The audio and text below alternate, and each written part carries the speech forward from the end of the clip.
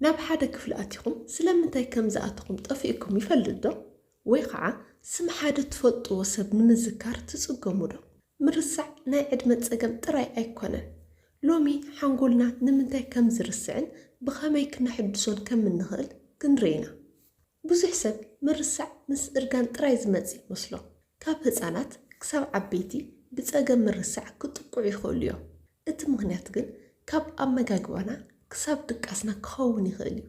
ሓንጎልኩም ንምድሓን ክትገብርዎም ዝግበአኩም ነገራት ክነግረኩም እየ። ሰላም፣ እዚ ፍኖት ክሊኒክ እዩ። ኣብ ሰሙን 2 ግዜ ናባኹም ንፍንዎ ህይወት ዘድህን መደብ ጥዕና ንከየምልጠኩም ቻናልና ሰብስክራይብ ግበሩ። ብዙሕ ሰብ ብጸገም ምርሳዕ ይጥቃዕ ኣሎ። ካብ ህፃናት ክሳብ ዓበይቲ ጸገም ምርሳዕ ከጋጥሞም ይኽእል እዩ። ብዝተፈላለዩ ነገራት ምኽንያት ድማ ይመጽእ። ጸገም ምርሳዕ ንምንታይ ይኽሰት?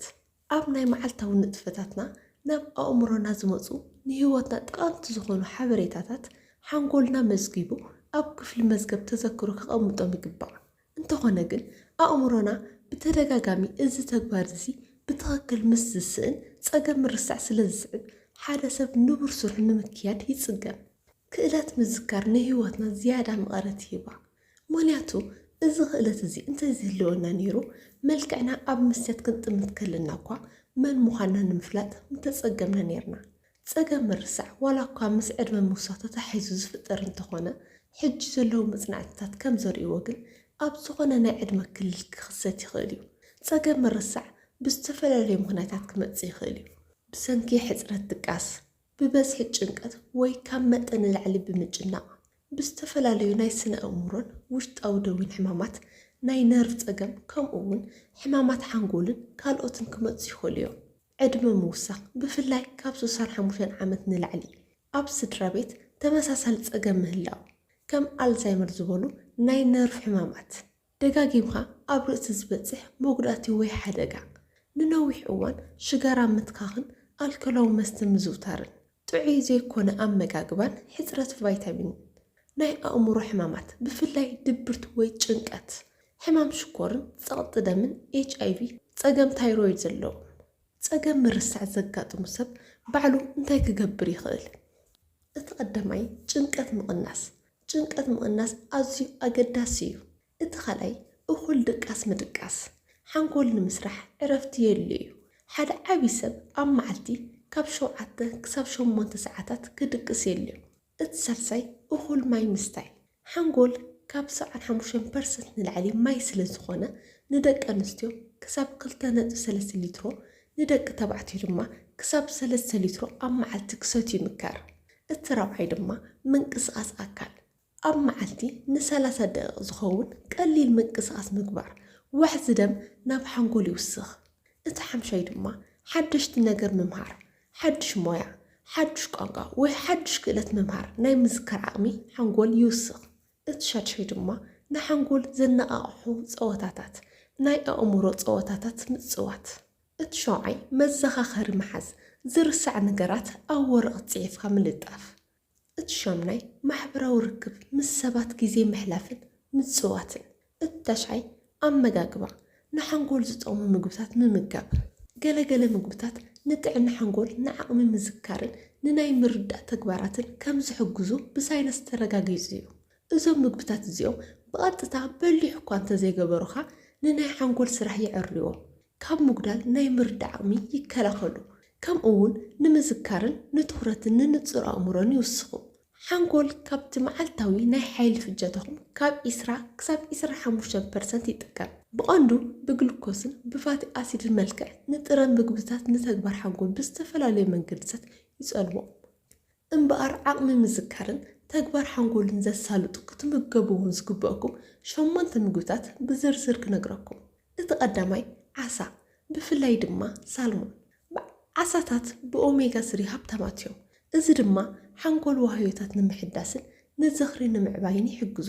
ንምርሳዕን ንሕማም ኣልዛይመርን ኣብ ምክልኻል ዓብይ ተራ ኣለዎ። እቲ ካልኣይ ድማ ለውዝ፣ ለውዝን ዝተፈላለዩ ፍረታትን። ለውዝ ብቫይታሚን ኢ ጥዑይ ዘይትን ዝበልጸገ እዩ። እዚ ድማ ንዋህዮታት ሓንጎል ካብ ምብልሻይ ይከላኸል። መጽናዕትታት ከም ዘርእይዎ ለውዝ ምምጋብ ንናይ ምሕሳብ ዓቕሚ ይዕቢ። እቲ ሳልሳይ ድማ ብሉቤሪ እዩ።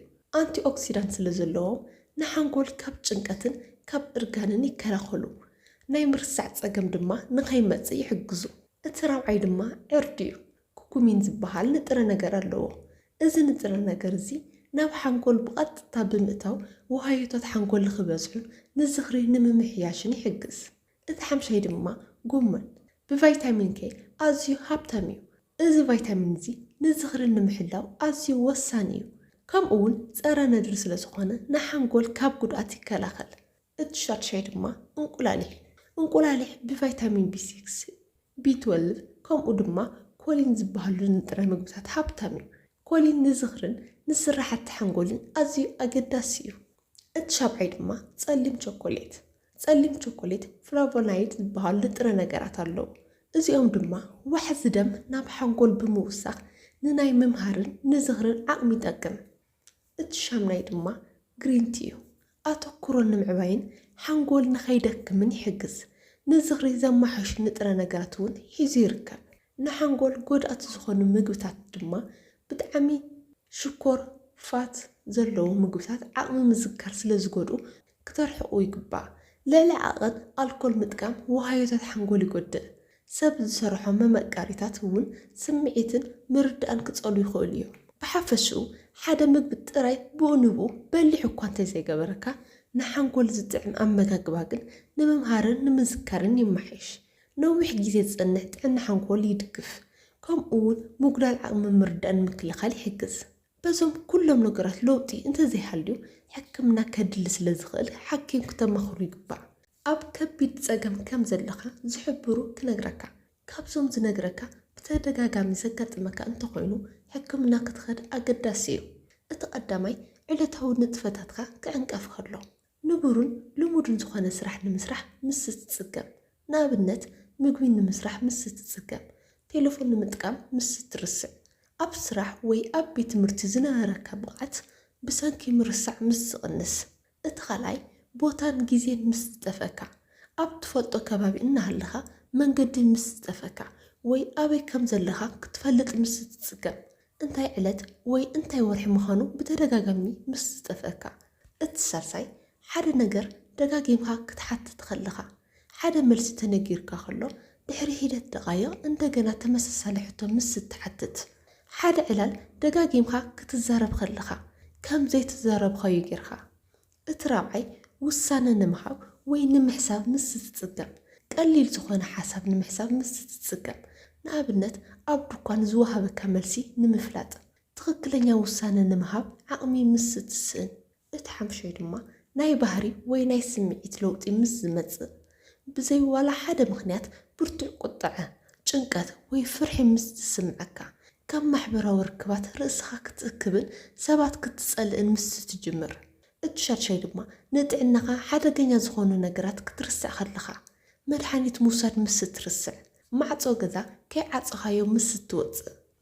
ሻውዓይ ቃላት ንምርካብ ምስ ትጽገም። ኣዝዮም ልሙዳት ዝኾኑ ኣስማት ነገራት ንምዝካር ምስ ትጽገም።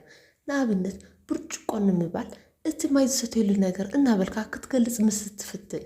ብዙሕ ሰብ ምርሳዕ ናይ ኣልዛይመር ጥራይ ይመስሎ እንተኾነ ግን ምርሳዕ ብቐሊሉ ዝፍውስ ፀገማት እውን ክኸውን ይኽእል እዩ። ንኣብነት ሕፅረት ቫይታሚን፣ ፀገም ታይሮይድ፣ ድብርት ወይ ጭንቀት፣ ናይ መድሓኒት ጎናዊ ሳዕቤ። ስለዚ እቲ ፀገም ከይገደደ ከሎ ቀዲምካ ምርመራ ምግባር ነቲ ፀገም ንምእላይ ወይ ንምቁፅፃር ኣዝዩ ይሕግዝ። ካብ ስድራ ቤት ወይ ካብ መሓዙትካ ትርስዕ ኣለኻ ዝብል ርእቶ ብተደጋጋሚ እንተመፂካ ነቲ ነገር ከይተዓዘብካዮ ኣይትሕለፍ። ናይ ሎማዓንቲ መደብ ጥዕና እዚ ይመስል። ክሳብ ብኻልእ መደብ ጥዕና ንራኸብ። ሰላም ፅንሑ።